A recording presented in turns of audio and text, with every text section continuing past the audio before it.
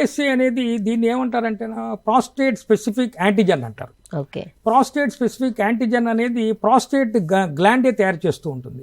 ఇది మనకి రీప్రొడక్షన్కి చాలా ఉపయోగపడుతుంది ప్రాస్టేట్ గ్లాండ్ జెంట్స్లో.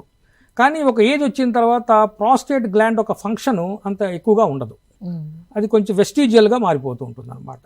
అంటే ఏజ్ పెరుగుతున్న కొద్దీ ఈ ప్రోస్టాటిక్ స్పెసిఫిక్ యాంటీజెన్ ఒక కాన్సన్ట్రేషను పెరుగుతూ ఉంటుంది. అంటే ఏజ్ బై ఏజ్, అంటే ఇయర్స్ పెరుగుతున్న కొద్దీ దీని లెవెల్స్ కూడా పెరుగుతూ ఉంటాయి. అంటే 40 years వాళ్ళకి ఒక రేంజ్లో ఉంటుంది, 60 years వాళ్ళకి ఒక రేంజ్లో ఉంటుంది, 70 above వాళ్ళకి ఒక రేంజ్లో ఉంటుంది. ఈ ప్రోస్టాటిక్ స్పెసిఫిక్ యాంటీజెన్ ఏంటంటే మాకు చాలా ఈ యొక్క క్యాన్సర్ కండిషన్ని నిర్ధారణ చేసుకోవడానికి మాకు చాలా ఉపయోగపడుతూ ఉంటుంది.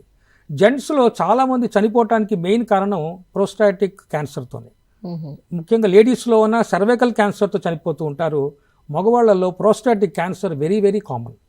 ఈ ప్రాస్టేట్ గ్లాండ్ ఏంటంటే మనకు వయసు పెరుగుతున్న కొద్దీ ప్రాస్టోమెగాలి అంటే ఈ ప్రాస్టేట్ గ్లాండ్ స్వెల్లింగ్ అవుతూ ఉంటుంది, అంటే ఎన్లార్జ్ అవుతూ ఉంటుంది.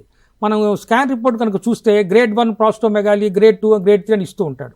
సో వీటి వలన ప్రాస్టేట్ గ్లాండ్ కనుక మనం ముఖ్యంగా 50 సంవత్సరాలు దాటిన వాళ్ళు కనుక ఈ పిఎస్ఏ చేయించుకుంటే, ఈ యొక్క ప్రోస్టాటిక్ స్పెసిఫిక్ యాంటీజెన్ టెస్ట్ కనుక చేయించుకుంటే ఈ యొక్క ప్రాస్టేట్ గ్లాండ్కి సంబంధించిన ఏదైనా లంప్స్ ఉన్నాయా ప్రాస్టేట్ గ్లాండ్లో మనకు తెలుస్తూ ఉంటుంది.